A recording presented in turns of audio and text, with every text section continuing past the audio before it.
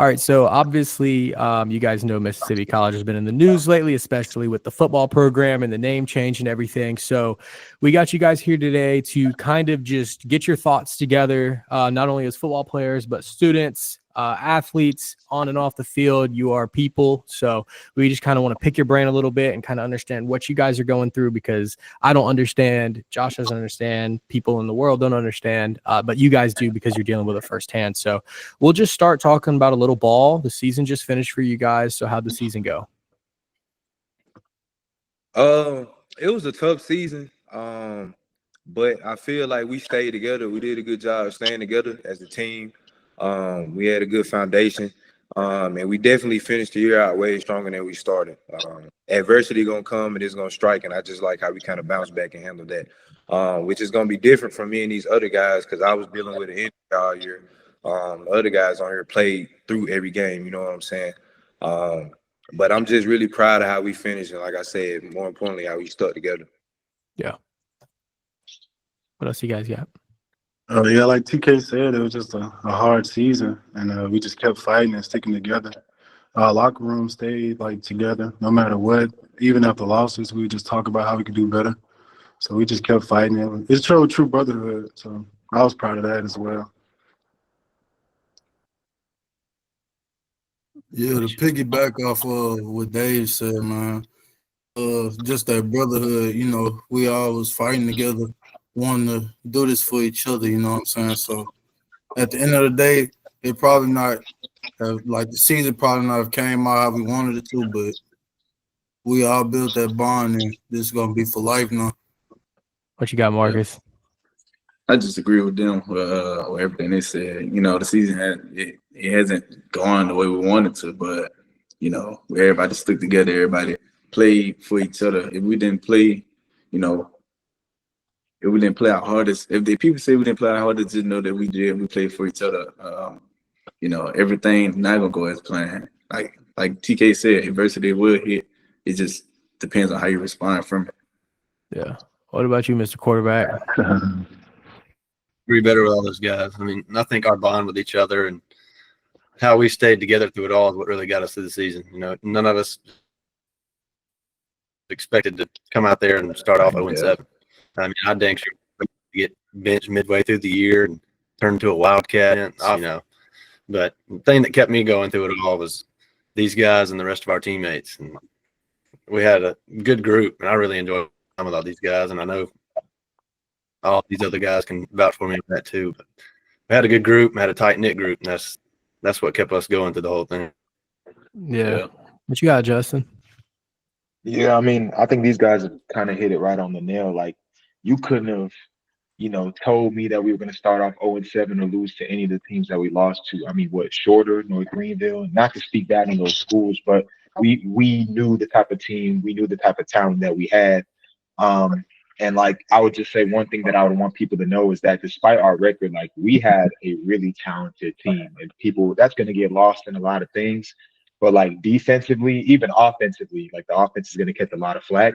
But offensively and defensively, total, we had such a talented team. So you couldn't have told me that we were going to have the record that we were going to have when it was all said and done, let alone start 0-7, let alone lose the way we lost a lot of times. But like they've said, I mean, we did a good job of sticking together. I mean, despite everything, we were, I felt like we were going into practice and doing what we needed to do each and every day with good energy and still trying to get better every day. So it was a lot of disappointment in some ways, but when you look back on it, there's a lot of good things to point out as well. Yeah. And then Landon, I'm gonna come to you, man. You're not the football player, but you're the creative guy, and you did everything with the team all year. So, how'd the season go for you? Yeah, man. At the start of the year, I was brought on out of the summer. I actually left a job I had in the summer to come and start early at fall camp. And there was a lot of hype around the team. The coaches, especially Coach Kershaw, really wanted me to post a lot. And, I mean, we were just on high gear. And I remember sitting in that first team meeting, and he was talking about a championship culture and, how we got to win that rivalry game at the end of the year, because it's not even a rivalry game. We just been getting our asses kicked. So you can't even call it a rivalry game at that point. We're just like their little brother. So like there was a lot of hype around the team, and I got really hyped up. And then, you know, we went to shorter and we lost. Definitely not a game we were supposed to lose. And it, you know, MC being MC, they reacted the way they did. But I tried to stay motivated with the team and with the guys, because I've seen the talent that Efebera is talking about on both sides of the ball. But it's been a crazy year, seeing like our high and then like our down and then coming back up towards the end of the season. It was definitely a roller coaster, but Monday of this week, I mean, the roller coaster crashed and it's done. So, yeah. Yeah, no, so something you guys all basically just mentioned was how much of a brotherhood and a family it is. You're all shaking your head. Yeah. So I completely understand that. I played baseball, so I understand what it's like to be a part of a team and have some brothers on a field. And obviously, like, things are going to change, and a lot of you guys are going to go in different directions now, and you got to do what's best for yourself. So how do you feel like this situation, you know, is gonna like, I guess what I'm trying to ask is your relationships now, how do you feel like it's gonna affect your relationships you have with each other? In my opinion, I think it just made it stronger because we all know we're going separate ways, and like we have to stay in touch now. Like these guys really like my brothers. Like I can see these guys being in my wedding and stuff. So like I love these dudes. So like, they can meet my family, all that. So like I just feel like it's just gonna make us closer. Like I can say this. I'm not a part of the team anymore. Like, I played my last game Saturday, so I wasn't even in the meeting one day. But I cried with one of my teammates when I found out the news. That's how much I love my teammates. So like I just know, like we just going to grow stronger now. So and I'm gonna push them to keep going. You know, stuff like that.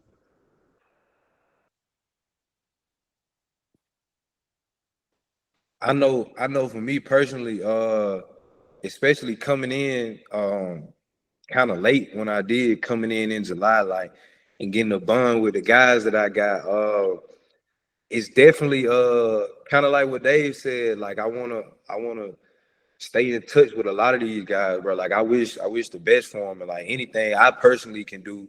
Like once we had that meeting Monday, like I know I ain't no coach or nothing, but like I started reaching out, making calls and sending texts to people, trying to put guys on. Like I want to see these guys succeed and go on and do well in life. So this team been different just cause like I ain't used to being as close with guys as I am. Like, you know, coming from where I came from, I had my friends and we had our groups, but it was just very like isolated. But like here, like you go through a bunch of stuff together. I know I've been joking, but when I came in July, they had a bunch of guys. We had to stay on campus and do like work around the facility. We had to pressure wash the bleachers and paint fences and all this other stuff, bro. Like that was just different. So I think that definitely helped with the bond, and that's why I feel the way I feel about these guys, bro. I love all of them like my brothers for real. So it's definitely an experience for sure, and we're gonna stay in touch. It's just a blessing to have them around for real.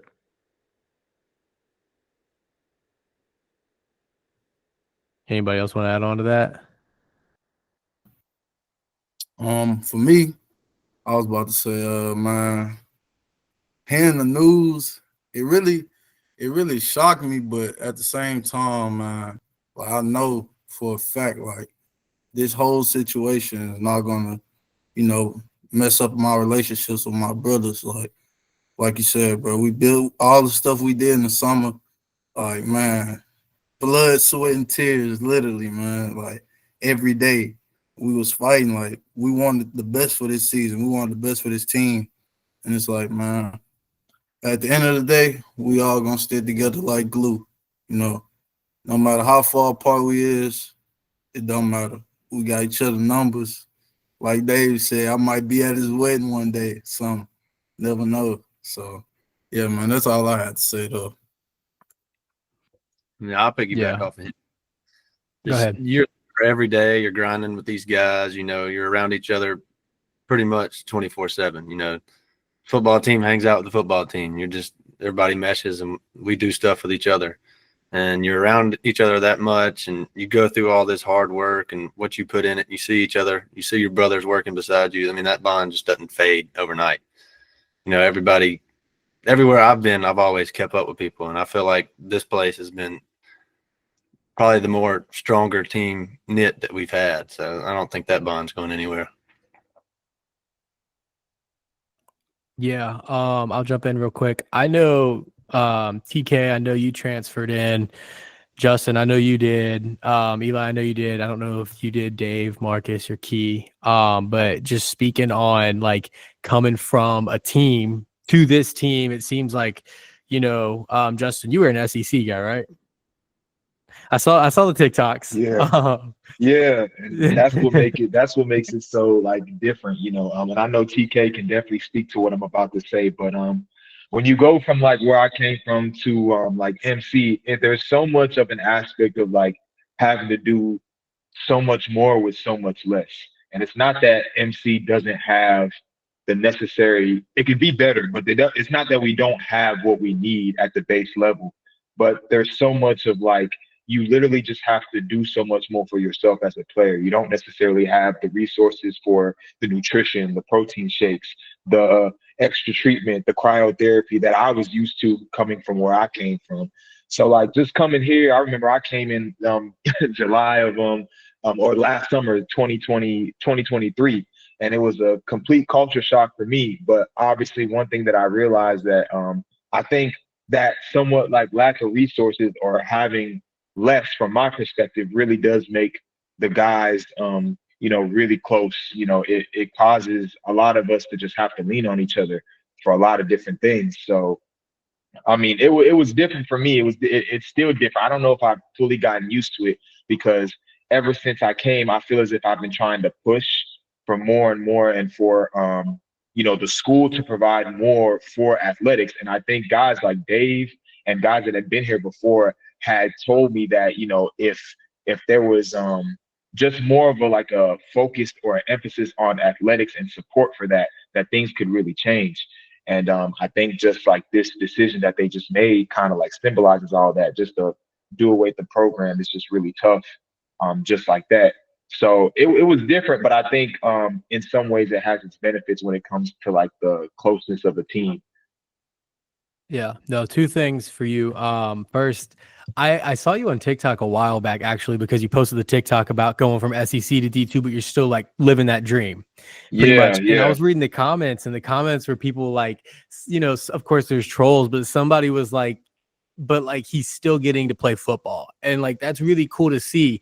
And so maybe, at Mizzou you weren't pressure washing, but that didn't build sitting in cryo, like, that's not building a brotherhood, getting massages. That's just, enjoying the amenities, but pressure washing in 100-degree heat, that's something that a lot of teams, don't have to do, or a lot of people may not understand, especially coming from, Mizzou. It's different. It's different for sure. It's just different. Like I remember and I'm just, like I said, it was a culture shock. I remember my first summer, I was like, we got to work. And like last summer, I didn't have to do it necessarily this summer because I had an internship actually. But last summer when I was living on on campus in the summer, they had us landscaping the whole part of the front of Alumni Hall, right?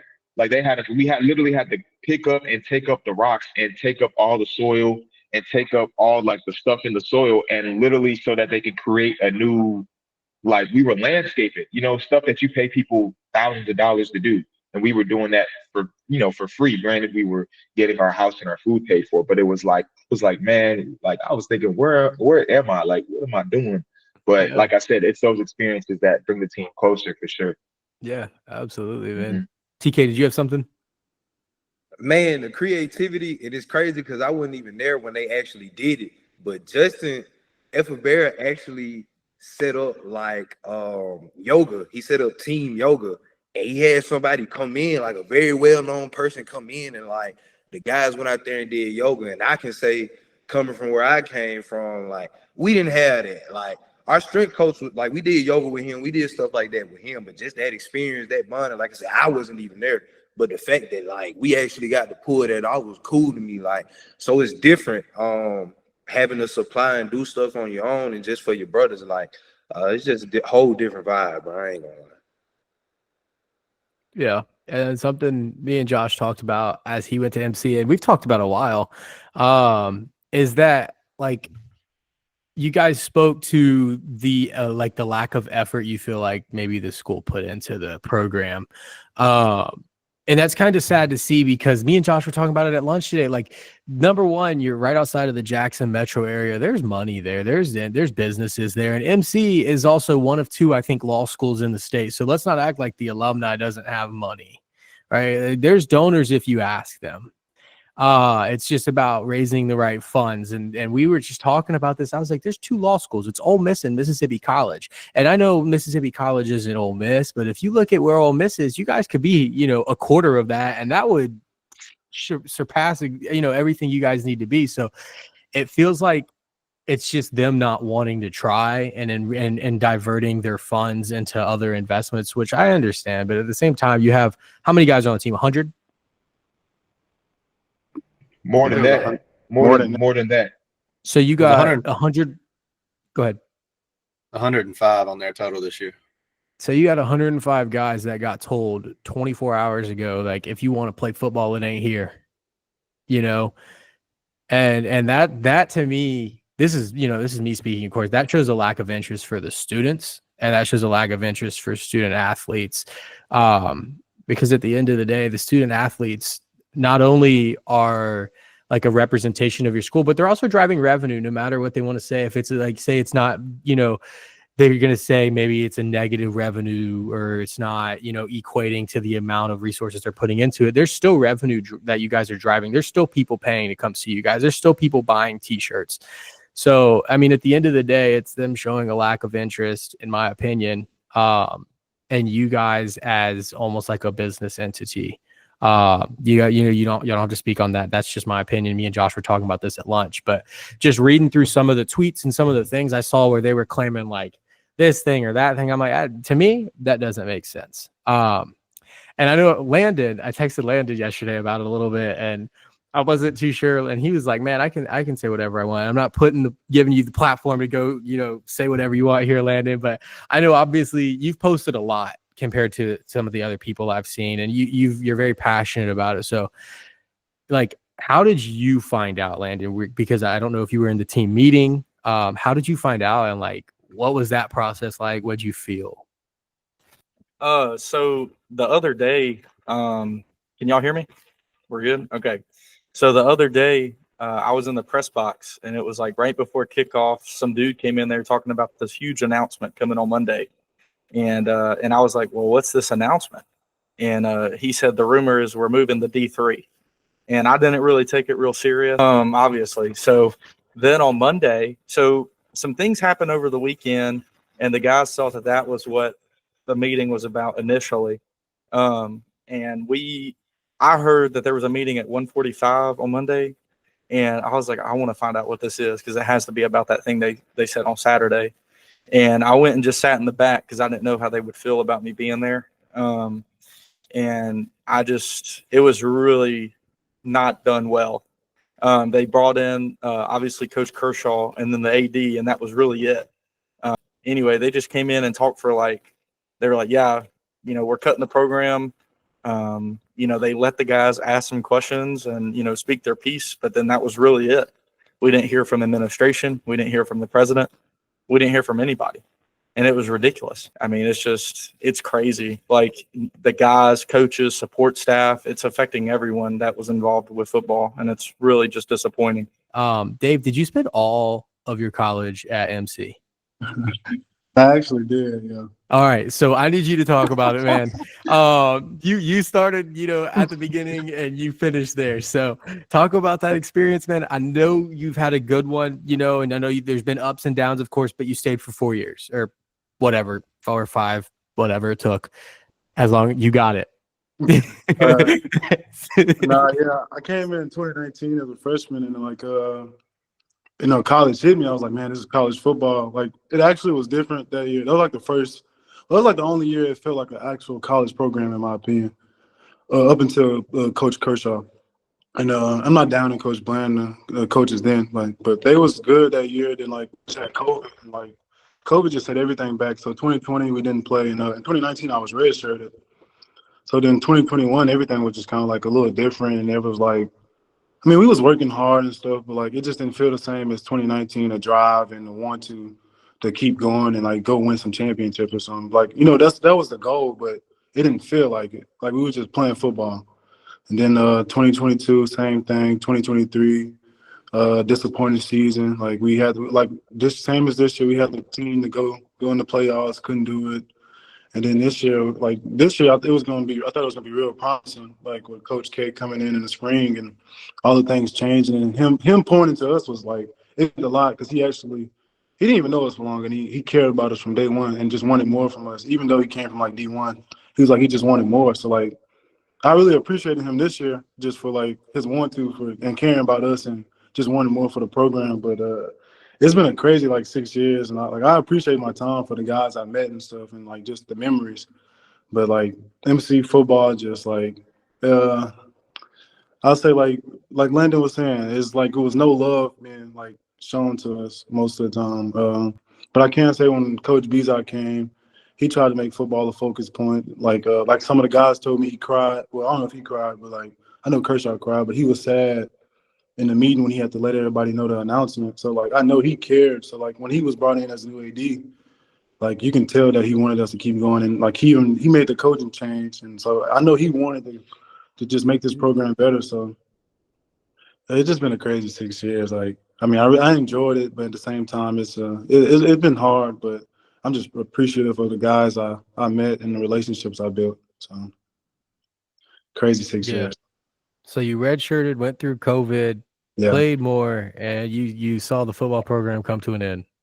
Yeah, like my last 3 years, my final season, I played the last MC game possibly ever. So yeah, it was just kind of it's heartbreaking and it's shocking. And I just hated for the guys that was after me because I really saw change coming, like from somebody like Eli, TK, Key, and I know Key was gonna be like he was like my guy. Like I kind of was old head and he was a young pup, so I just watching him grow into the player he is, and like I just saw him finna blow up and become a big time player for this team. So it was just heartbreaking seeing somebody like that get this thing stripped away from him, like for no reason, in my opinion.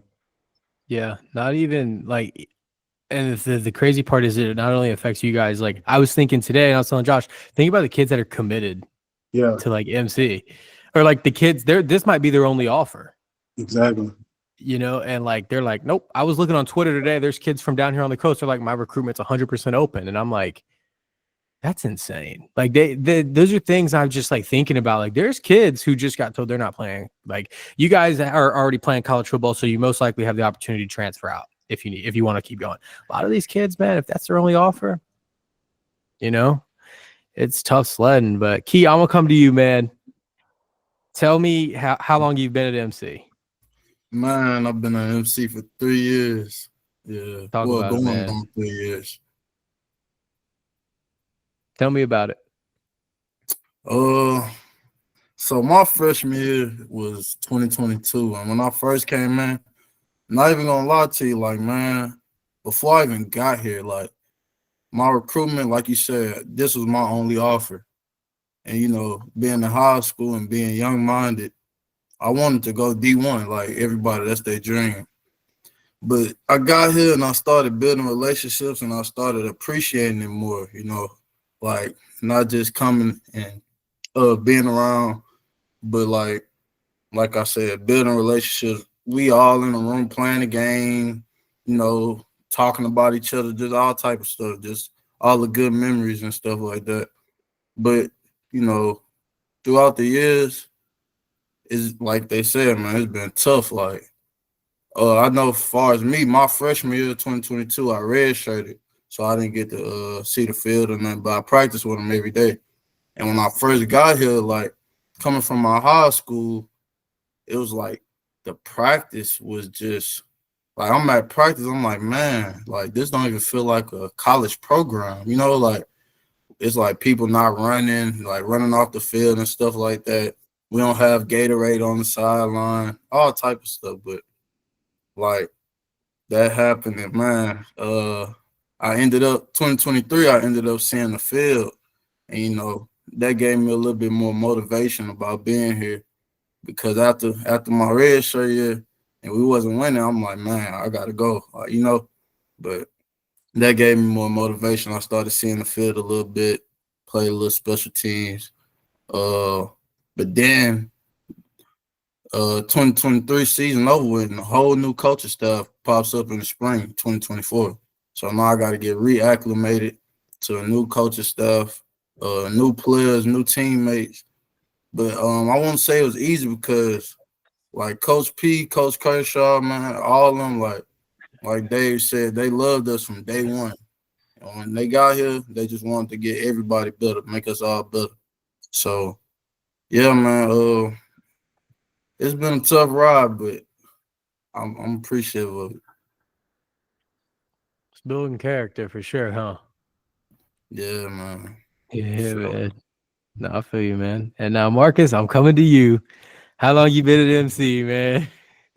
Shout out TK. I've been in MC 4 or 5 years.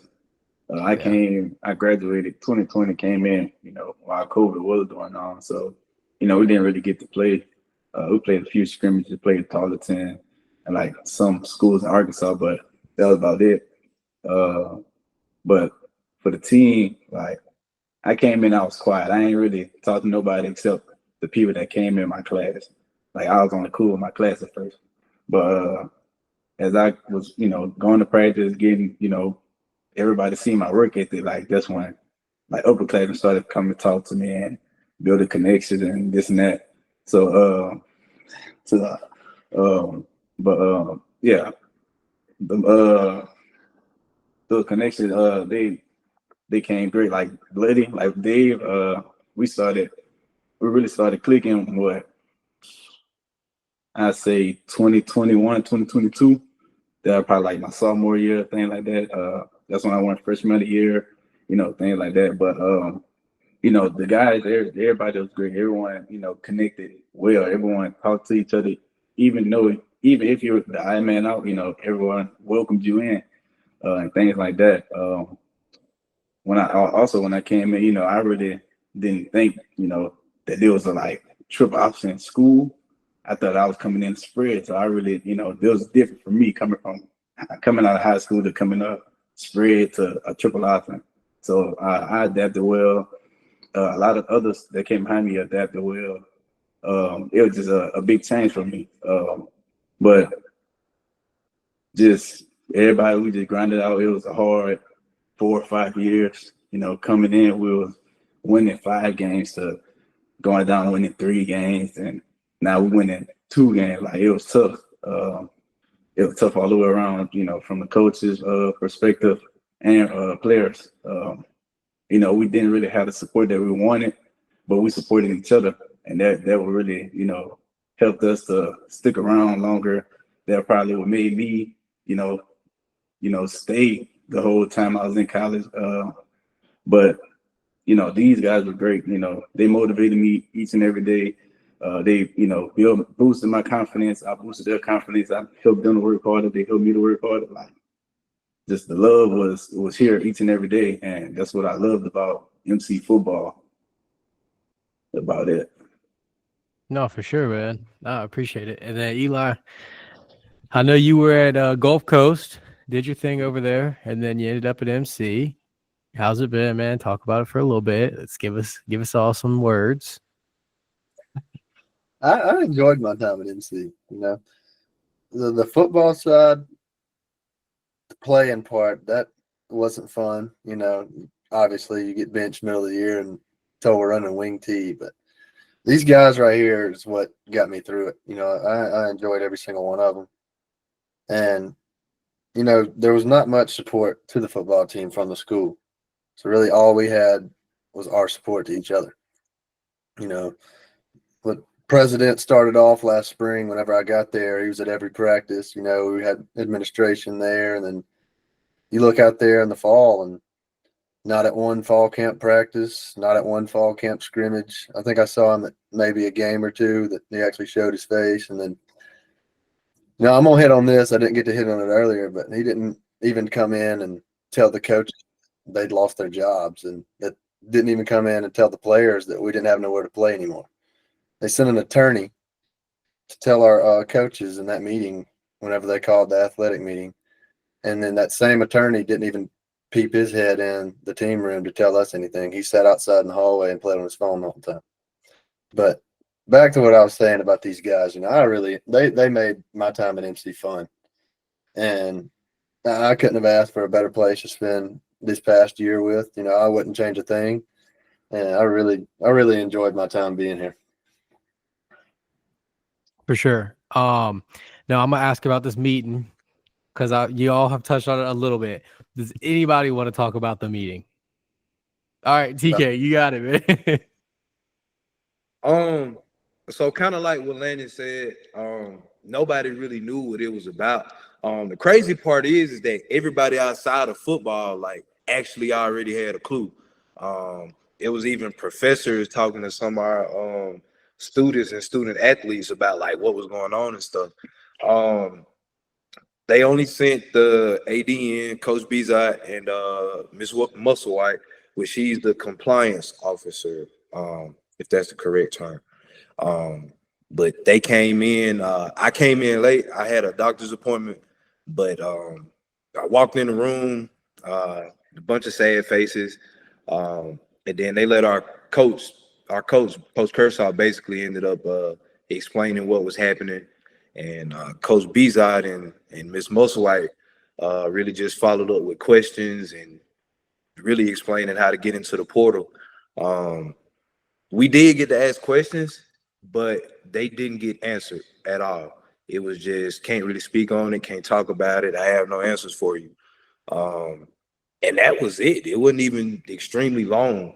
The hardest part about it was after the fact, after they left, man. I seen a room full of grown men, tears, people trying to figure out next moves, how to move accordingly. Just so abrupt and like with no notice. And I can speak like on our coach's behalf, which I went here in the spring, but Coach Kershaw just moved from Houston to here to coach us. And I'm sure if he knew last year that they were going to terminate the program, not even a full year later after he got here, he probably would have stayed in Houston. So it's just crazy. It's unorganized. It's unprofessional, and it does show like a lack of care and empathy, like for us, for the younger guys, for the freshmen and sophomores. I don't personally care for how everything was handled. But I'm just glad, and even in that moment, like my brothers, my teammates, we all hugging each other and trying to keep each other up. So that's the bond.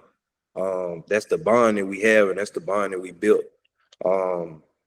They did pour into us for real. Like even the new uniforms and stuff we got, that came from our head coach, that came from fundraisers, that came from players donating money, that came from family members donating money, that didn't come from MC. Some alumni probably helped and so on and so forth, but that came from us. Like that's our stuff, so we didn't have much help and everything. And I just thought that the meeting kind of was the icing on top of the cake. Like, y'all don't even care about us or respect us enough to come tell us that y'all are doing this, or give a reason why. So that was just my aspect of it. I just want to say, I thank Kershaw for everything, he done for us. And like what TK said, he had to move from Houston, and if you would have knew, this was being taken into place, he would have stayed in Houston. So if they knew this ahead of time, they should have just kept my guy Bland to finish off his MC journey with the guys that he got a connection with, instead of just throwing them to the wind. But I found out, when I was at work, my guy Chico called me. He told me, and I thought he was lying. So, after a few minutes later, a freshman called me. He called me up like, there's no more MC football. So once I heard that, I left. I had to leave work. I had to go comfort my guys. And I was like, it's messed up, because this was the only place some people can go. Like some people cannot get in the portal. This like their last stop, their last game, their last practice. Like, and I just think that's messed up. They didn't give no one no heads up. They didn't give no one just nothing. They just on a Monday. After a loss on a Monday, that's crazy. Like it's all crazy. That's all I had to say.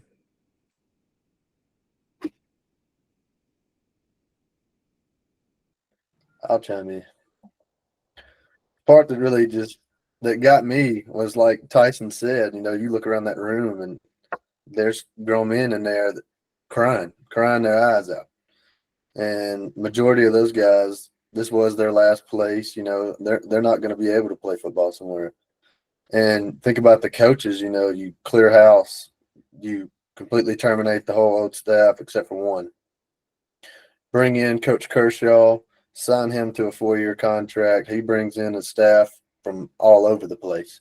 They uproot their lives and come here to try to bring a winning culture to Mississippi College. And they're promised, you know, this new plan, you know, how we're going to take MC to a new era. And then first thing Monday morning, they come in the office, they're getting stuff together, planning an official visit weekend coming up this weekend. And they get a text, hey, meet us over here. Get told, I think 20 minutes before we found out that football was terminated. You know, it doesn't all add up. Like, it's just a big shock to everybody, I think.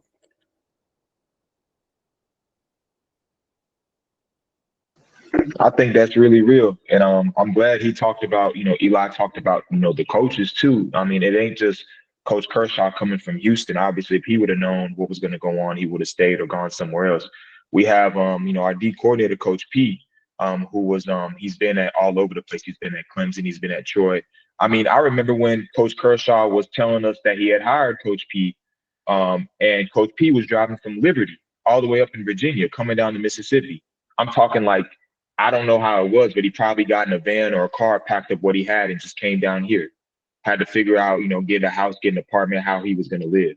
I mean, keep in mind, this is not even, January, you know, months ago, not even a year ago. We got Coach McDaniel, our D-line coach. He his story was he was working off an oil rig before he got hired back to be a coach.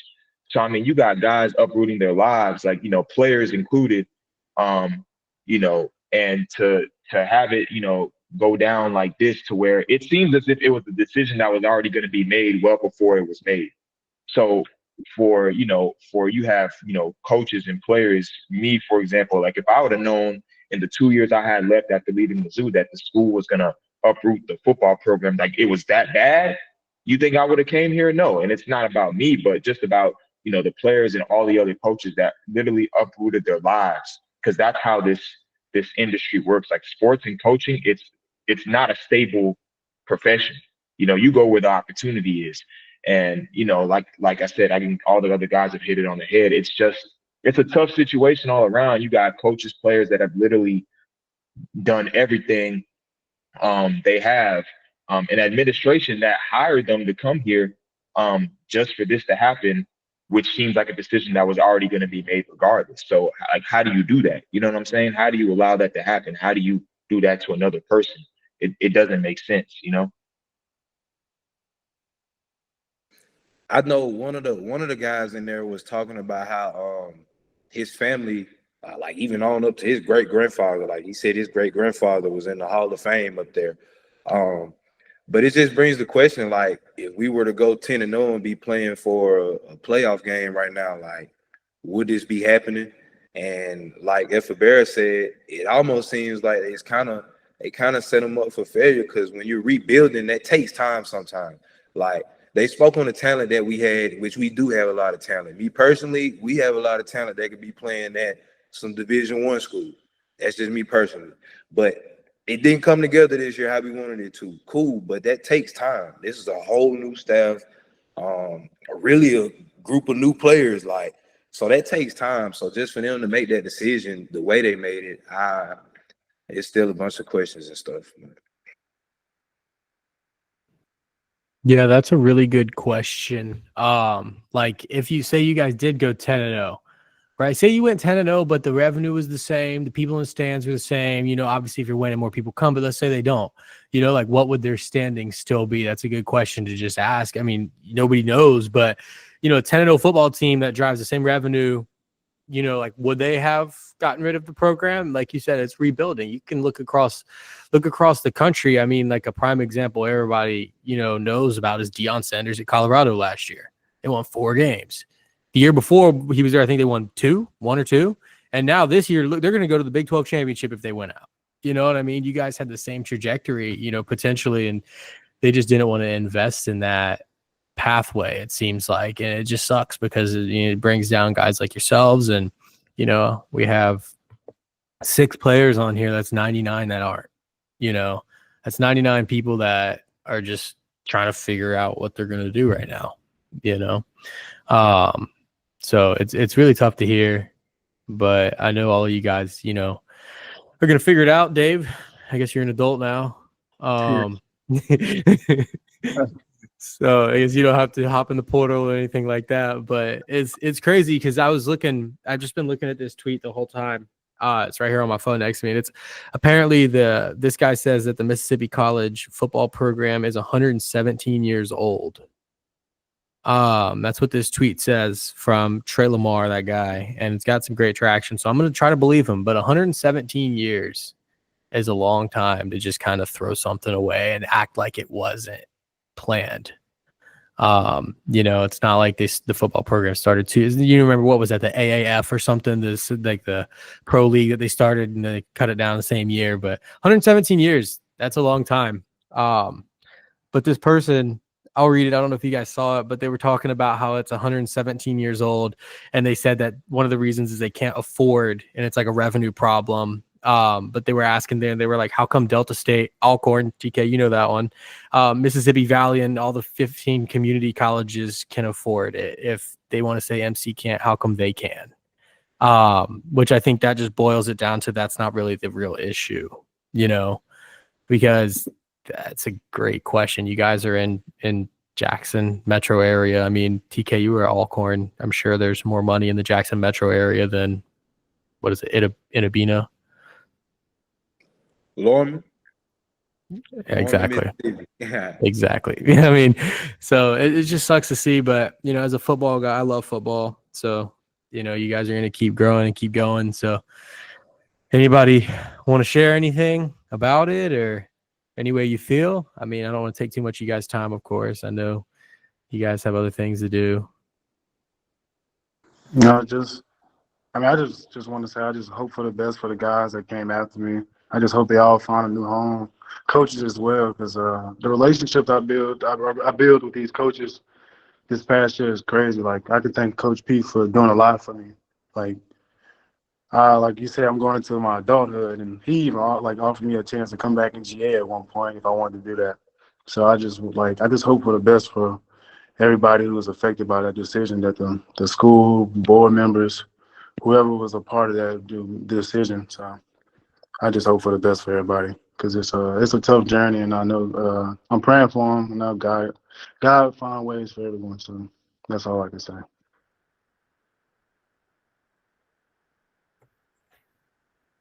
You unmuted. Did you have something, or are you good? Well, I was about to say something, but he got it on the head.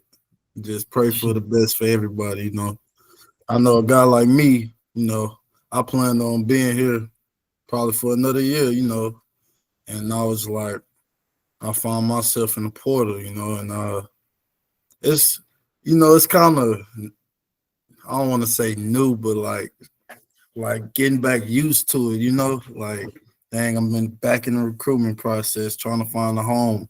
And I was just in a position, I'm getting younger players opportunities at Mississippi College, trying to get them an offer and stuff like that. And now it's like the roles are switched, like now I'm asking them, hey, you got a coach, blah, blah, So it's just weird, but hope everybody get through it, man. It's crazy. Yeah. No, for sure. I saw on Twitter. I don't know if y'all saw Bradley Foley. He's the running back coach for Belhaven. He's trying to grab y'all. He tweeted, he said, Mississippi College football players, I'm not hard to find. But I seen that one. Yeah, I'm sure you did, man. You got to.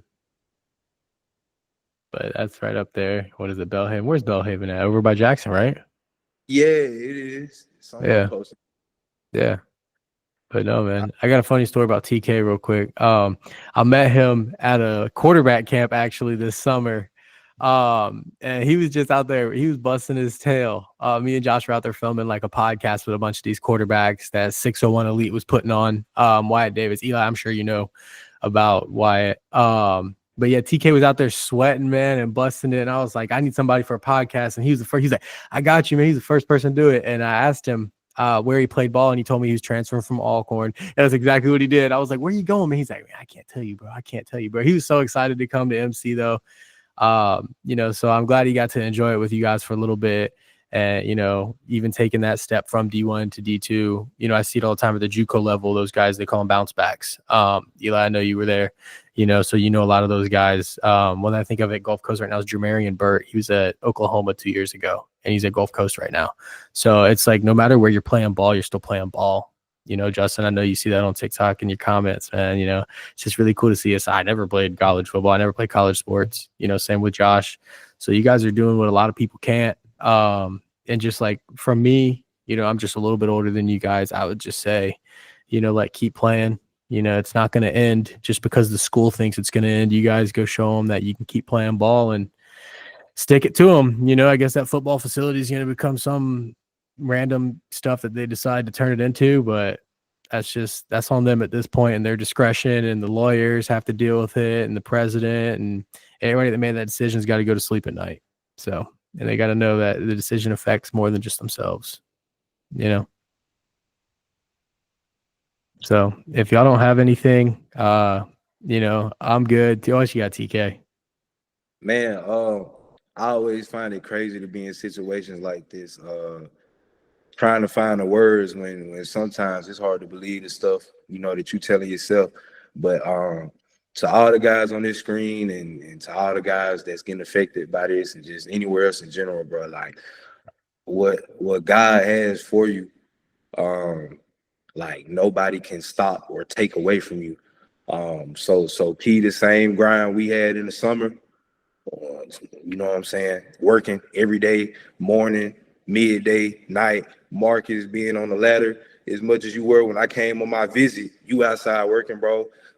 Bloody Efebera, I know what you do. Eli, we had our talks during the season, bro. Like, even Landon, bro. Like, everything happened for a reason, bro.